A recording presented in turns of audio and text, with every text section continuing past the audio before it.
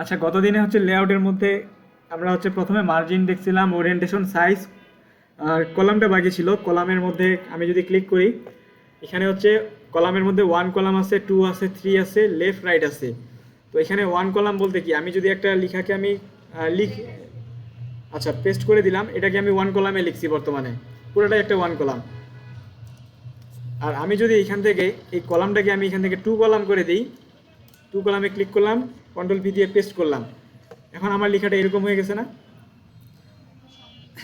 এই সাইডে হয়ে গেছে। আমি চাইলেও কিন্তু এই সাইডে লিখতে পারবো না এখন, কারণ আমার এখানে টু কলাম করা আছে, একটা কলাম ফিল আপ হবে, তারপরে আরেকটা কলামের মধ্যে চলে যাবে।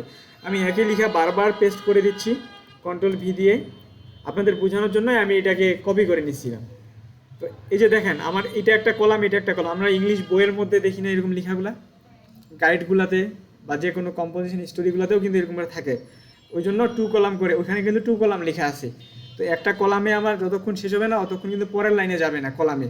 এই কলামটা এখন আমি কোথায় কোথায় ব্যবহার করতে পারি, আমি যদি একটা পেপার পত্রিকা লিখতে যাই ওই জায়গায় ব্যবহার করতে পারবো, আমি যদি কোনো এমসিকিউ প্রশ্ন তৈরি করতে যাই ওই জায়গায়ও করতে পারি এটা। যেমন আমি যদি সেদিন বলছিলাম একটা উদাহরণ হিসেবে, যে আমি যদি একটা এমসিকিউ প্রশ্ন 50টা এমসিকিউ রাখি, এই পাশে 25টা ওই পাশে 25টা, করতে পারি না এটা? আচ্ছা, এখান থেকে মোর কলাম একটা লেখা আছে, এখানে একটা ক্লিক করলাম। এখানে ক্লিক করার পরে এই যে দেখেন আমার কলামগুলা কীরকম করে আসবে। আর আমি যদি এখান থেকে এই যে এখানে একটা লাইন আছে না, লাইনের মধ্যে যদি একটা ক্লিক করি, মাঝখানে একটা কি লাইন দেখা যাচ্ছে না? এই অবস্থায় যদি আমি এখান থেকে ক্লিক করি একটা ওকে বাটন, এই যে দেখেন এরকম কি দেখছিলেন না বইয়ের মধ্যে বা যে কোনো জায়গায়? এই যে এটা, এটা আমি চাইলে এটাকে একটা লাইন করে দিতেও পারি, আবার না দিতেও পারি, লাইনটাকে তুলেও দেওয়া যায়। এটাকে কিভাবে দিলাম, আমি কন্ট্রোল জেডে আরেকবার দেখাই। আপনার প্রথমে তো কলাম, তো আমাদের টু কলাম করাই থাকলো এটা। আমি কলামের এই জায়গায় ক্লিক করে এখানে এই যে মোর কলামের মধ্যে সবসময় খেয়াল করবেন যে এরকম অপশনগুলোর মধ্যে বিকল্প আর একটা অপশন থাকে। যেমন আমরা ইনসার্টের মধ্যে টেবিল ইনসার্ট করছিলাম না, টেবিলে ক্লিক করার পরে কি শুধু কি টেবিলটা এভাবেই টানতে হয়, নাকি আমাদের এই যে ইনসার্ট টেবিলের মধ্যে আরও অনেক কিছু আছে, আরও অনেক কিছু থাকতে পারে? আমি এখান থেকে হচ্ছে লেআউটে গেলাম, যাওয়ার পরে কলাম, তারপর হচ্ছে মোর কলামসের মধ্যে ক্লিক করলাম। তারপরে এই যে এখানে আমার একটা লাইনের যে একটা টিক টিক চিহ্নটা আছে, এটাকে যদি আমি তুলে দেই তাহলে আমার মাঝখানে একটা লাইন দেখা যাবে। আবার একটা ক্লিক করলে বন্ধ হয়ে যাবে এটা। তারপর আমি এখান থেকে ওকে ক্লিক করব, ওকেতে ক্লিক করলে আমার লাইনটা চলে আসছে। এটাকে যদি আমি কন্ট্রোল পি দেই তাহলে দেখা যাবে যে আমার প্রিন্টের পরে পেজটা কেমন আসবে। আমি চাইলে এখান থেকে এটা লেটার করা আছে, আমি এখান থেকে A4 করে দেব। A4 যেহেতু নিব, A4 করে দিলাম।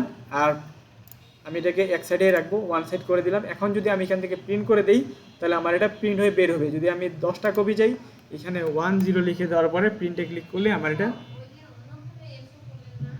হ্যাঁ এই যে এখান থেকে করছিলাম লেআউটে A4, হ্যাঁ সাইজ থেকেও করা যায়। এটা আমি কেন করলাম, ধরেন যে কেউ আমাকে একটা ডকুমেন্ট পাঠাইছে আমি প্রিন্টের সময়, এখন আপনি A4 করছেন, হ্যাঁ আপনি আমাকে বললেন যে আমি এই পেজটা বা ডকুমেন্টটা আমি A4 সাইজ করে লিখে রাখছি, এটা আপনারা চেক করার দরকার নেই।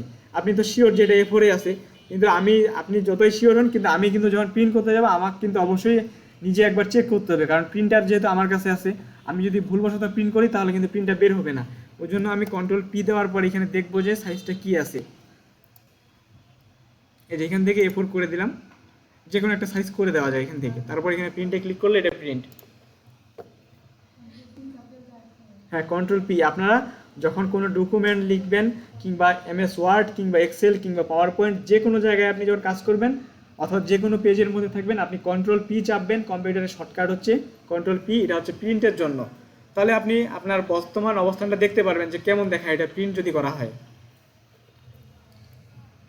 এই যে কন্ট্রোল পি ধরলাম, এরকম দেখাবে এটা প্রিন্টের পরে।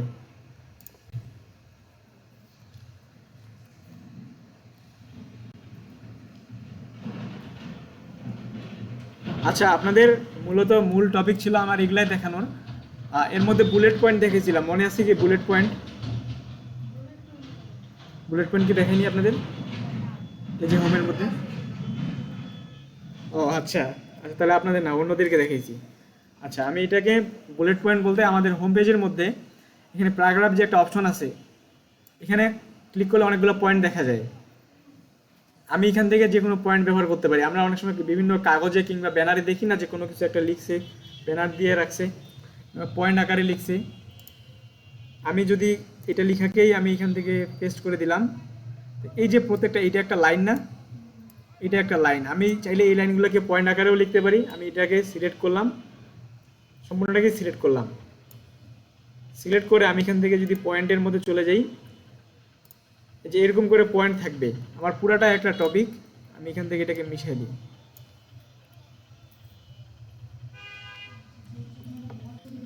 হ্যাঁ আমি এটাকে কপি করি,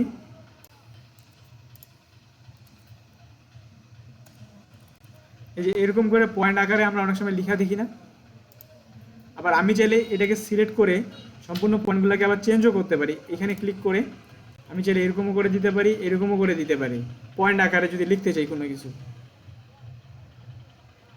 আবার আমি চাইলে এখান থেকে ক্লিক করে আমি অন্য কিছু ব্যবহার করতে পারি। এই যে এগুলোকে 1 2, তারপর হচ্ছে এটার মধ্যে আবার ব্র্যাকেট আছে এক পাশে, আবার এখানে রোমান সংখ্যা দেওয়া আছে, আবার এখানে এবিসিডি দেওয়া আছে বড় হাতের, আবার এখানে এবিসি দেওয়া আছে, এখানে আবার শুধুমাত্র ব্র্যাকেট ছাড়াই আছে। তো আপনারা যেটা ব্যবহার করতে চান ওইটাই করতে পারবেন। শুধুমাত্র এখানে লাস্টেরটা আমি যদি চাই যে এটাকে নিয়ে ব্যবহার করবো, এখানে ক্লিক দিলাম, উঠে যাবে এখানে।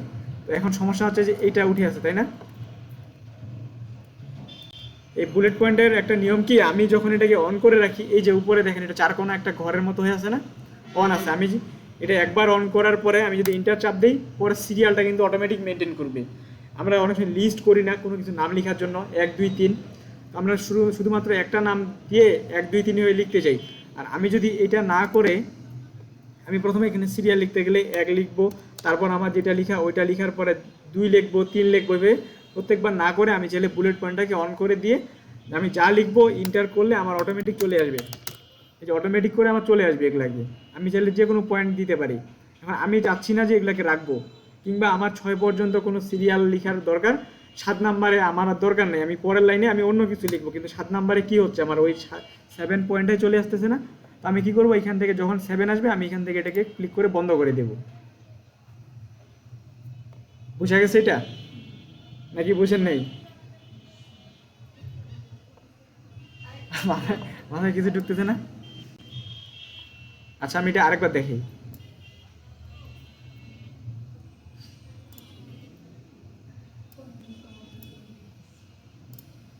আচ্ছা সহজভাবে আপনাদের বোঝাই, আমি একেবারে সহজ যেটা, ধরেন যে আমি কয়েকটা প্রোডাক্টের নাম লিখবো এখানে।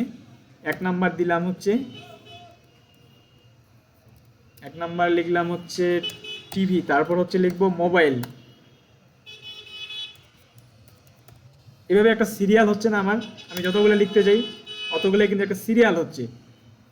আর আমি যদি এভাবে সিরিয়ালটাকে না করি, আমি যদি 1 নাম্বার দিই এখানে, তারপরে এখানে যে কোনো একটা নাম লিখি, এটা অটোমেটিক বুলেট পয়েন্ট ধরে নিচ্ছে আমার। এক কথায় আমি যদি কোনো কিছু লিখি, আমি সিরিয়াল যদি করতে চাই, তাহলে আমাকে এখানে 1 লিখতে হবে, তারপরে লেখাটা লিখতে হচ্ছে, তারপরে 2 লিখতে হচ্ছে, তারপর আমার আরেকটা পরেরটা লিখতে হচ্ছে। এভাবে আমি সিরিয়াল করেও লিখতে পারি। আবার আমি চাইলে কি করতে পারি, এই যে লেখাটা লিখছি এটাকে সিলেক্ট করে বুলেট পয়েন্ট করে দিতে পারি। বুলেট পয়েন্ট এখান থেকে আমি যদি 1 2 গুলোকে ব্যবহার করতে চাই এগুলো দিতে পারি, অথবা আমি চাইলে ব্র্যাকেট দিয়েও করতে পারি, যেটাকে ইচ্ছা আমি ওটাই করতে পারি। তো আমি ওই জিনিসটা এখানে করলাম, এই যে লেখাটাতে একটা লেখায় বারবার কপি করছিলাম,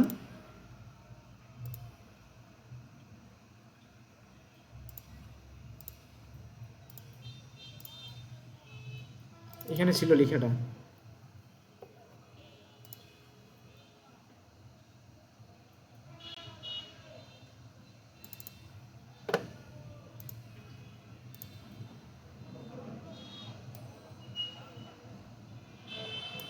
এতটুকুই কপি করলাম।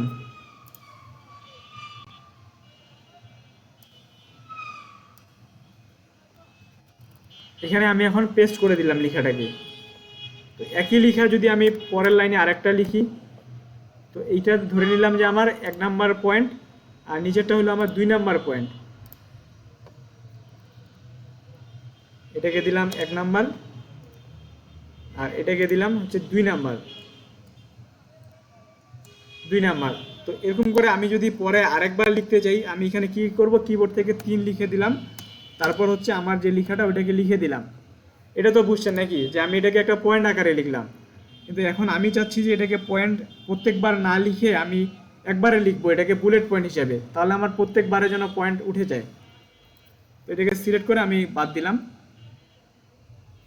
লেখাটাকে পেস্ট করে দিলাম। আমি এখান থেকে এই যে বুলেট পয়েন্ট আছে আমি এখন কোনটা ব্যবহার করব, যে কোনো একটা যদি আমি এখান থেকে ব্যবহার করি, আমি যদি এটাকেই করি তাহলে দেখেন আমার কিন্তু এখানে অটোমেটিক একটা পয়েন্ট উঠে গেছে। আমি এখন শুধুমাত্র কিবোর্ড থেকে ইন্টারটা চাপবো, পরের লাইনে যে লেখাটা আছে ওটা লিখে দিব, আবার ইন্টারটা চাপবো, উঠতে থাকবে এটা অটোমেটিক, কিন্তু আমার সিরিয়ালটাকে ধরে নিচ্ছে। এখন ধরেন যে আমার এই জায়গায় 6টা দরকার, আমার এই জায়গায় 6টা দরকার, আর কোনো দরকার নেই এখানে। আমি এখন পরের লাইনে আসার জন্য ইন্টার যদি চাপ দিই তাহলে আমার 7 উঠতেছে না।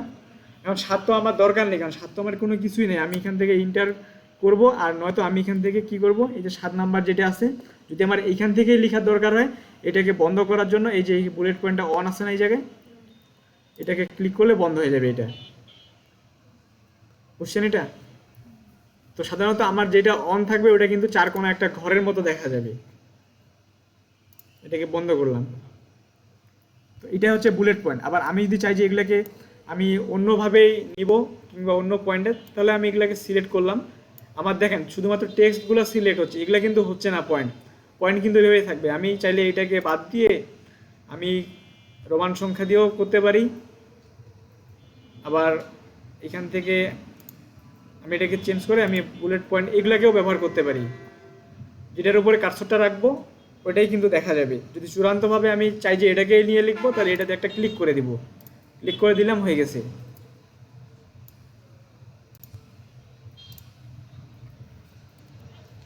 আচ্ছা, বোঝা গেছে এটা বুলেট পয়েন্ট করতে পারবেন তো? আচ্ছা, আপনাদের কি মনে আছে টেক্সট হাইলাইট কালারটা? এটা এটা হচ্ছে হাইলাইট কালার। আমি যদি এটাকে হাইলাইট করতে চাই তাহলে আমি এটাকে সিলেক্ট করে হাইলাইট করে দিলাম। আর যদি আমি টেক্সটের কালার করতে চাই, সিলেক্ট করে এই যে এটা আছে না, এটার মধ্যে যে কোনো একটা কালার, টেক্সট কালার হয়ে গেছে। আর ফন্টটাকে যদি বড় করতে চাই, এখান থেকে দিলেও হবে, আবার এখান থেকে বাড়াইলেও হয়ে যাবে। যাক, মোটামুটি আপনাদের এগুলো মনে আছে।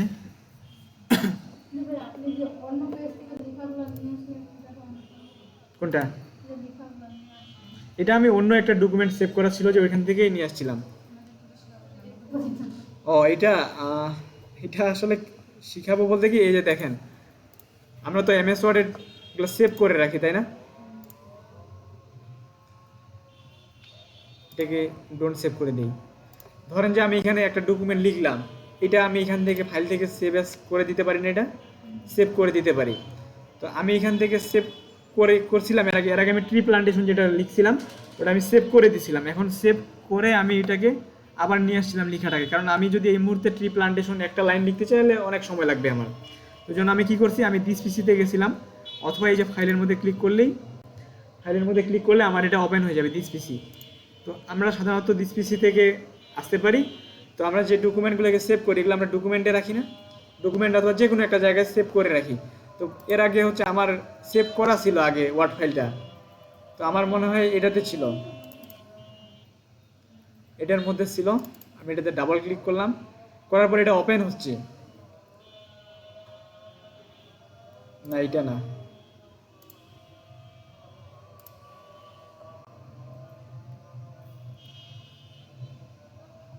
সম্ভবত এটাতে আছে।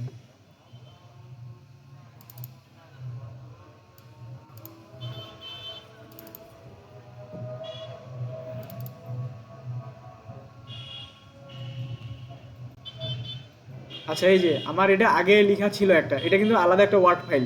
আমার এটা লেখা ছিল, আমি এটাকে লিখে এখান থেকে কী করছিলাম, কপি করে নিয়েছিলাম। এই যে এরকম করে কপি করে নিয়েছিলাম, কপি করে আমি কন্ট্রোল সি দিয়ে কপি করলাম। কপি করে কী করছি, আমি যে বর্তমানে যেই পেজটাতে লিখতেছিলাম ওই পেজে চলে আসছি। এই যে এখান থেকে কার্সরটা রাখি, আমার দুইটা পেজ দেখা যাবে, একটা ডকুমেন্ট 2, একটা হচ্ছে ডকুমেন্ট 1। কী হলো?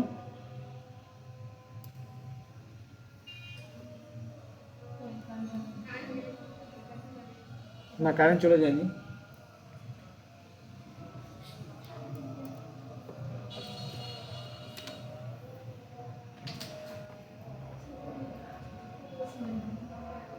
আচ্ছা, আসছে। আমার একটা আলাদা ডকুমেন্ট ছিল, আমি ওটাকে ওপেন করে এটাকেই আমি কপি করে এখানে পেস্ট করে দিয়েছিলাম, বর্তমানে যেটাতে লিখতেছি এই যে এই লাইনটা উপরেরটা। হ্যাঁ হ্যাঁ, এটাতে আমি কপি করে নিয়ে আসছি। আপনি চাইলে গুগল থেকেও নিতে পারেন, টি প্লান্টেশন লিখে সার্চ করলে চলে আসবে।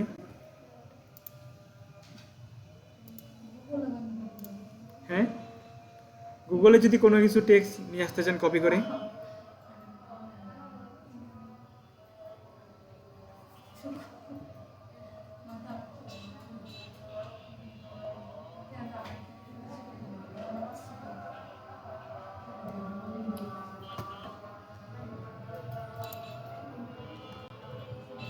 আচ্ছা, আপনাদের কারো কি কোনো প্রশ্ন আছে এমএস ওয়ার্ডের মধ্যে? আমরা পরবর্তী ক্লাসে হয়তো বাংলা টাইপিং শুরু করে দেব।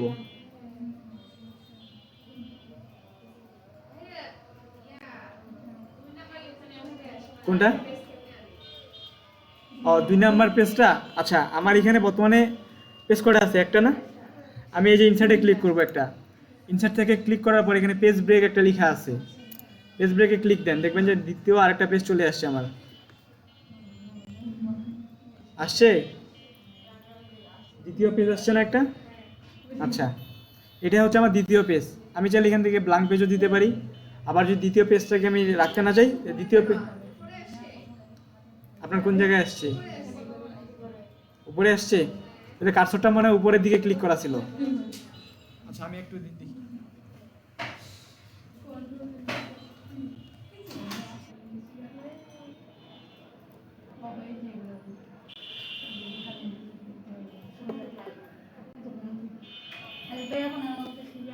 কোনটা?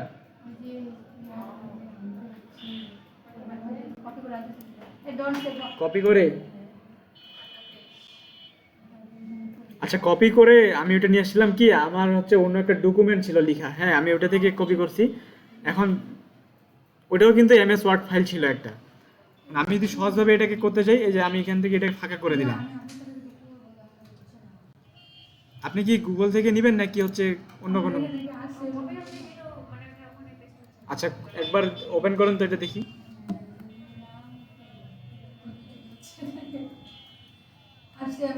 কোথায়?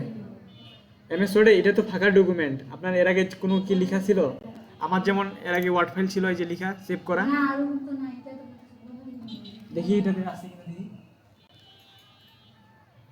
এখান থেকে শেপের মধ্যে অনেকগুলো আছে, আপনার প্রত্যেকটা একটা একটা করে ক্লিক করে ট্রাই করে দেখবেন যে কোনটাতে কি কাজ। সবগুলো কি শেষ করছেন? আচ্ছা, এখনগুলো দেখছেন? এখানে কিন্তু আমরা চাইলে আরেকটা কাজ করতে পারি। এখানে কিন্তু উড়ন্ত পতাকার মতো একটা শেপ আছে, এই যে এটাতে একটা ক্লিক যদি করে দেই, এই যে দেখেন উড়ন্ত পতাকার মতো মনে হচ্ছে না এটা? এখান থেকে আমি যদি একটা গোল সার্কেলকে আর্ট করে নেই, এটাকেও ছোট করে দিতে হবে, একটা ছোট করে দিলাম এটা।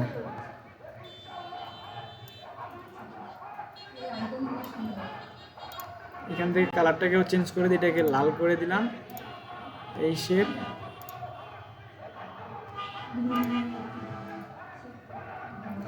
মানে একটা উড়ন্ত পতাকার মতো আর কি একটা মনে হচ্ছে আর কি, কিছু একটা। যাক, হ্যাঁ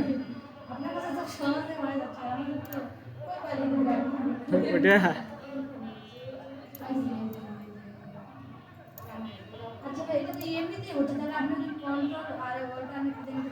এমনিতেও সবগুলোই হবে। কন্ট্রোল অল্টার চাপার উদ্দেশ্যটা হচ্ছে কি, আমি যদি এই শেপটাকে এমনিতে টানি, দেখেন আমার এক সাইড কিন্তু চুপচাপ থাকতেছে, এই দিক থেকেও এরকম হয়ে যাচ্ছে এটা। হ্যাঁ, একদিক থেকেই সোজা। এটা কিন্তু কি হয়েছে, একটু মাঝ বরাবর হয়েছে না? যেটা আমাদের অনেক সময় টানার সময় এরকম হয়ে যায়। তো আমি এখান থেকে এটাকে কন্ট্রোল এবং অল্টারটা পেজ থেকে আমি কন্ট্রোল অল্টার চাপ দিয়ে, যে দেখেন একসাথেই এটা ছোট বড় হচ্ছে। এটা আমি পিকচার ইনসার্টের মধ্যেই ক্লিয়ার করছিলাম যে কন্ট্রোল এবং অল্টারটা কেন চাপবো। আর যদি আমি কখনো কোনো শেপগুলোকে ডিলিট করতে চাই, অপ্রয়োজনীয় শেপকে, যেমন এই যে এতগুলো লাল শেপ হয়ে গেছে আমার, এগুলাকে আমি চাচ্ছি ডিলিট করতে। তো আমি কি করব, যেই শেপটাকে ডিলিট করব এটার মধ্যে একটা ক্লিক করব, ক্লিক করে কিবোর্ড থেকে ডিলিটে চাপ দিব, ব্যাক স্পেস না, আমি এখান থেকে ক্লিক করলাম, এখান থেকে ডিলিট, এটাতেও ডিলিট, এটা ক্লিক করলাম, এটাও ডিলিট, সব কিছুই ডিলিট। আপনাদের এমএস ওয়ার্ডের মধ্যে কি এগুলো সবগুলোই বুঝতে পারছেন? আমরা হচ্ছে পরবর্তী ক্লাসে এমএস ওয়ার্ডে বাংলা টাইপিং করে কিভাবে এটা দেখবো বিজয় বান্না দিয়ে। হ্যাঁ, আজকে বাংলা টাইপিংটা বলতে চাইছিলাম। না, ওইগুলা না, ওইগুলার মধ্যে রেফারেন্সের মধ্যে কি আমরা যখন একটা ডকুমেন্ট লিখি, এখানে রেফারেন্স হিসেবে আমরা কোনো একটা টেক্সটকে লিখে দিতে পারি। এগুলা ড্রর মধ্যে কোনো কিছু নেই, এখানে যদিও আর্ট করার মতো কিছু একটা বলছে, কিন্তু ড্রতে আর্ট হয় না, সাধারণত অ্যাডোবি ইলাস্ট্রেটর, ফটোশপ দিয়েই বেস্ট। না, ওগুলোর মধ্যে শেখার মতো কিছুই নেই, আর ওগুলো আমাদের কাজেও লাগবে না।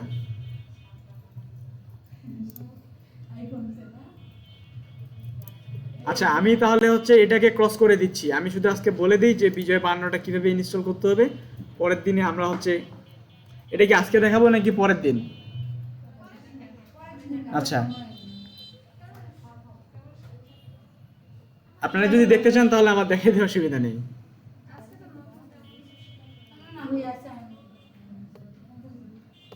আচ্ছা ঠিক আছে, তাহলে আজকে আমি এই পর্যন্ত রাখতেছি। কারণ বাংলা শিখাইতে গেলে ইনস্টল করতে হবে আপনাদেরকে, মানে এ টু জেড প্রত্যেকটা পিসিতে আমাকে বিজয় বান্নাটা ইনস্টল করে দিতে হবে। তো আজকে আমি এটা এই পর্যন্ত রাখতেছি, আমি এটাকে স্টপ করতেছি।